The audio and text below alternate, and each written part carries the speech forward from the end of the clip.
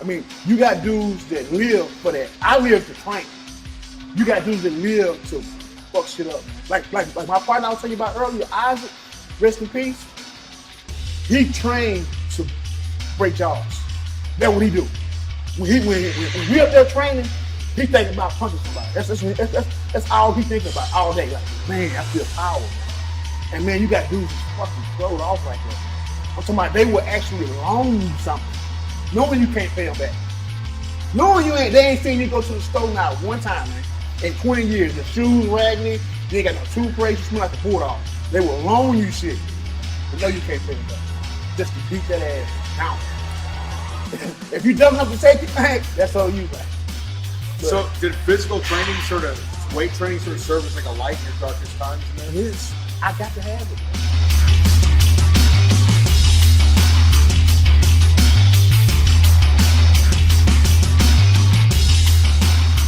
Hey, this is Josh Bryant here with Tyrus Hughes. We're at Destination Dallas, and we're very excited just to get to talk to Tyrus a little about his experience being incarcerated and how weightlifting played a role in that. Some of you that have read Jailhouse Strong, Tyrus was one of our main sources. We got to hear his story, write about him a little bit. Now, just came off a big win at the Steve Kuklo Classic last week. And let's have at it. Tell me a little about yourself, Tyrus, how you got started and everything else. I grew up in Kansas, Arkansas, and I used to watch a bunch of Arnold videos back in the day. And that's what really got me started, just touching the weight. I used to do like the concrete weights. Yeah. And so I used to do that like off and on. Really didn't know what I was doing, but I knew I could, I could just like to pump. So I ended up getting caught up in some games and stuff, and ended up catching a charge, and I got caught a charge in Homer, Louisiana. And Homer? Yeah. Homer. South Louisiana. Yeah, and I ended up getting 10 years flat, my first offense.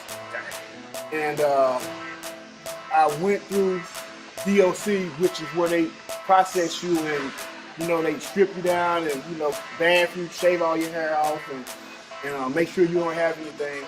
And they shipped me to Winfield Correctional Facility. And when I got there, I was already in the gang. I was part of the Crips. So when I got there, dudes were asking me like what set was I from, and I was telling what set I was from. So then they was like, well, they started introducing me to the rest of the Crips. And so one of the big time Crips' name was Cisco from Harlem 30 from South Central. He was a big, jack, old dude, long hair, man, with a bunch of tattoos. And he came up to me and he said, real homie, where you from? And I said, man, I'm from such and such Crip. And he was like, oh, all right, I'm from Harlem 30. So he was like, man, have you ever worked out? I was like, yeah, I did a little something. So he was like, dude, if you just consistently work out, man, you would be like the biggest motherfucker in here in the next 5 or 10 years, just looking at you. So once he told me that, matter of fact, he took me to the gym while everybody was training and pointed upstairs, and I was like amazed about how big these dudes were. And he just took me upstairs and introduced me to everybody. And from that day forward, I was going hard up until the point to where I just took over for them, the Iron Power and training and whatnot. And I just loved it. And I read the books, I ordered books, and I used the training to keep me from being stressed out and fighting, getting a lot of trouble every day. Because every time they took our iron from us, we had to burn energy some kind of way. So we would just fight. So whenever they took it, we would just fight all day. And then they would eventually give us the waistband. So you think the weights in prison actually keep the peace more than make predators? The weights in prison keep the peace. When they take them weights, man, we finna take it out on somebody else. So they came back with the weights, but they took all the heavy weights and just gave us like a bar with some quarters on, some dumbbells and whatnot. So we were cool with that. But when they call themselves punishers, they would always take them. And when they did, it would start rise. All kinds of things. So when they give it back to us, we all be good. And we used to all just compete really hard up there on the weight power. We would be talking shit, talking loud, everybody. I'd be the loudest up there, of course. And by the time I got to like 25 or 26, it was like it wasn't even no more competition there. And I'm not just really talking, Because I got guys that just got out, that did 20-something years, that were just as big as I was, that I taught. And they'll tell you, I mean, it's people in prison out there right now bragging on these dudes, and they was bragging on me. And that's how much I used to just love. I mean, I used to work out all day. I mean, all day. And when I couldn't do that, I'd be ready to fight, man. So what when you sit at Atlanta quarters and stuff, was there a way, like, explain some of the ways you had to use to make heavier weights? Because we would tie shoes. We would use shoestrings to tie the dumbbells to the bar, and we would have one dumbbell going the opposite and the other dumbbell going the other way to kind of balance it out. And we would do shit, basically everything. Like we had like from the 25 to the hundreds, but they was chained down. So we would just get the chains and kind of like move the bar to the chains and tie it up and just move the whole bench because the benches wasn't welded down. But they would always catch us tied up. Like we would have somebody like it was like right here, like we looking down like right here. Yeah. So we could see the people down there watching the guards and shit. But the gym's okay. It's a basketball court out here too. It's a boxing ring over here, so they watching everything. So what I would do was I have 5 of my partners to line up on the fence, kind of chill them while I get my set. Then I go get on the fence while they get their set. And then they caught on to it, and they got me from the opposite side. The last time I was hitting it, and some told me to look up. Instead of them standing here, the guards over here in this corner, they moved to the other corner. And as soon as I did this and looked up, Hughes got you again, man. Month suspension, man. Month? So, that didn't last long though, man. Yo, Warden was my boy, man. So he made sure I could get to the iron, because if I didn't get to the iron, he knew it was gonna be some problems, man. Cause my whole crew was like the baddest crew in there for us training, man. So that's what we was really known for. And just before I got incarcerated, they was having like powerlifting meets and strongman, and it was guys that set prison records that was in there with me that told me that they hadn't seen nothing like me in the last 10, 15 years. And they've been locked up for the last 20 years, going from prison to prison. They say they never seen nothing like me before. It don't say no way possible that I can get that big and strong with no weights and bad feeds. But what I would do was I would just load up weights. And we would do crazy reps, man. Dudes probably think I'll be lying.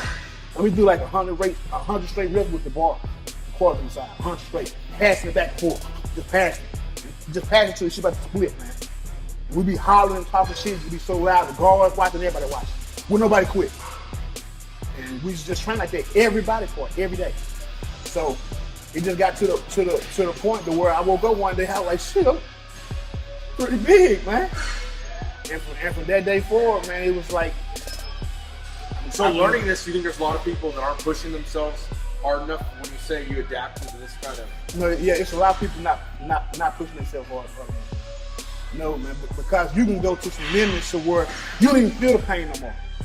You don't even feel it. You just going, man. And shit can rip or tear, but you so caught up in the getting it done you don't even feel the pain no more until afterwards. You're in the zone. Yes, but when I used to go back to that dorm, man, and jump in that shower, shit be nerves and muscles just be jumping, man. We used to really kill the body, really kill it. Cause we really didn't have nothing to do, man. We had plenty of energy. We was eating, and that's all we knew to do. How was the food in there? Man, that food was generic as hell. Great value, everything, man. Worse than great value, man. We would have like scoop of oatmeal for breakfast, probably like 2 or 3 eggs, a whole dry ass biscuit, probably some bullshit ass grits I can stick a spoon under and throw that motherfucker up and catch it. Like a pancake. Yeah. And some nasty ass spoiled milk. Then they probably say chow car, they probably have some stinking ass cabbage, and some beat up ass cornbread, some beans, man. Get on. So what about talking a little bit earlier about the respect factor? Can you talk about that a little bit? And for the respect factor, like, I know a bunch of people listen to Kevin Gates. I don't know if y'all ever heard of Kevin Gates, but he's a big time rapper from Louisiana. And he did a lot of time out there too. And he always say, penitentiary rules in effect. Dudes don't understand what he be saying in his song. He say penitentiary rules in effect. That means he respect everything around him. If you respect everything around you, you ain't gonna have no problems like talking about it. So when I'm saying respect everything around you, I mean you respect homosexuals, you respect old people, you respect blind people, you respect crippled people. I mean, you don't underestimate nobody, so you respect everything. Because at the minute you don't respect somebody, you think you really just got to pay attention to what you're doing. Because you can, like I say, some dudes will come in there and it'll be an old dude, man. They'll handle him, call him all kind of bitches and whoop, whoop, whoop, and they think it's over with. But it's not over with, man. We know it's not over with. So when you go to sleep, we all waiting on you to get fucked up. You don't know it because you can't think, because you don't know. But you got to respect everybody, dog. That would apply to the real world too. Yes, I mean it's just respect. It applies to the real world. It's the same thing. You don't know who out here in this world, man. You gotta respect it though. Respect everything around you, man, and you'll be good. Anyway, and I would see dudes, man. I would try to tell them, say, bro, don't do that. Oh no, man, I can do that. Say, bro, do not sit on nobody's bed, bro, and they not here, and you don't ask them. Oh no, that's my boy. No, that's not your boy, man. I know this dude for like 7 years, dude. Yeah. You just come here. This dude is after your booty, man. You know what I'm saying? Yeah. I mean, I'm just showing you that people that come in there that really don't know, they be thinking it's something else, but it's not. I mean, it's just you just gotta pay attention, and you gotta do use more of this than this, and you'll make it. But if you do more of this, that means you can't hear what's happening. That's true, business or anything. Yeah, anything, man. Just chill, man, and just listen, man. You might miss something, bro. But I'm telling you, man, because if you don't, and the penitentiary rules, it's gonna cost you, man. I don't know what it is. It might cost you your manhood. It might cost you an eye. It might cost you a lung. It might cost you a leg. I don't know, but it's gonna cost you, man. So, best thing that you do, man, just respect everything around you. Man. Respect that floor, respect that wall, respect everything. Toilet, clean that shit when you get done, dog. When you get done pissing, man, clean that toilet. You don't, get your head bust. I'm just being real, man. It's just all about shit you're supposed to know from being home trained. And you pretty much good, man. And just shut up. And don't see nothing. Don't look, don't catch no eye contact with nobody doing nothing in violation. You don't see nothing, though. Turn your head. So what's the difference between, like, sort of off subject, the difference between a prison fight and an MMA fight? Prison fighting is really to death. I mean, it's really to the death. I mean, ain't nobody gonna save you, man. Ain't no cameras, man, to stop you, man. Ain't no referee to say, hold up and get in and say you done. Motherfuckers just gonna finish you, bro. And if you down bad, that's just what it is. Ain't so nobody like gonna the say gentleman's nothing. etiquette of like not hitting the nuts and stuff doesn't apply? That's apply. What's that? To my forwards. Like if like if someone, you know, attacked you, would it be considered dishonorable to hit him in the nuts, or is it like man, it's fair game, man. Eat eyeballs out. Hey, I know this white dude, one of the toughest white dudes I know. Right now, this is my boy. I used to work out with him. I was on the basketball team. His name is Jesse Norman. Look him up on Instagram. And he ain't really doing that on Instagram, but training, but you can tell he throw it off. But hey, check this out. This dude right here, man. Say, bro, that's the toughest white dude I know right there, bro. And he will, I seen him, man, he will pull your fucking eyeballs out. I didn't see him trying to dig a dude eyeballs out. Hey, this is my boy right here, man. I'm talking about a motherfucker can't say, catch that exercise. He already back there, man. He ain't got no teeth, he ain't got nothing to lose. He's like, come on, man. This dude right here, man, like Jesse Norman did. He just hit me up not too long ago. And I said that to say, man, it ain't about the color, man. I didn't see some riders, all different colors, shapes, and sizes, man. It's just more about respect, bro. If you show respect, man, you get respect. If you don't show respect, you don't get it. If you slap me, I'm gonna slap you. If you hug me and say you love me, I love you. If you don't do it to me, I don't do it to you. Straight up. You stand by me and don't speak to me, I don't speak to you. And that's penitentiary rules. I mean, that's just the way it goes. We can live together for 8 months in a 6x6. I ain't gotta say one word to you. I ain't gotta disrespect you. If you disrespect me, you're gonna see what's happening. And that's not just me, that's everybody in prison. That's the way everybody thinks. I wasn't the only one, man. I mean, you got dudes that live for that. I live to train. You got dudes that live to fuck shit up. Like my partner I was telling you about earlier, Isaac, rest in peace. He trained to break jaws. That's what he do. When he up there training, He thinking about punching somebody. That's all he thinking about all day. Like, man, I feel power, man. And man, you got dudes just fucking throw it off like that, man. I'm talking about they will actually loan you something, knowing you can't pay them back. Knowing they ain't seen you go to the store now one time, man. In 20 years, the shoes raggedy, you ain't got no toothpaste, you smell like a bulldog. They will loan you shit, but know you can't pay them back. Just to beat that ass down. If you dumb enough to take it, man, that's all you, man. But, so did physical training weight training serve as like a light in your darkest times, man? yes, I got to have it, man. I would go to the cell block for 7-8 months at a time, man. I do like 15 to 2,000 push-ups a day. That ain't even counting the water bag. Just all day. I do that so when I come up to cell blocks, I don't fall off. I go get back to doing what I was doing. And dudes know that, so they don't fuck with me. They know one thing. So there's no weights in there? No, it's 23-hour lockdown, man. No TV or nothing. I do push-ups, water bag all day, man. And dudes know one thing. When I was in the cell block, they knew one thing. I was back there working still. They can hear me talking shit still. So they know they better be still working. So you're doing like 1,500 push-ups a day? Man, if not more. And they ain't even counting the water bag. I'm talking about, man, I can call my partner right now. We like just here. He worked out with me every fucking day. He never quit. His arms got to be like 20 and a half arms. He just got out. He did 21 years. No, he did 17 years. He's 2 years older than me.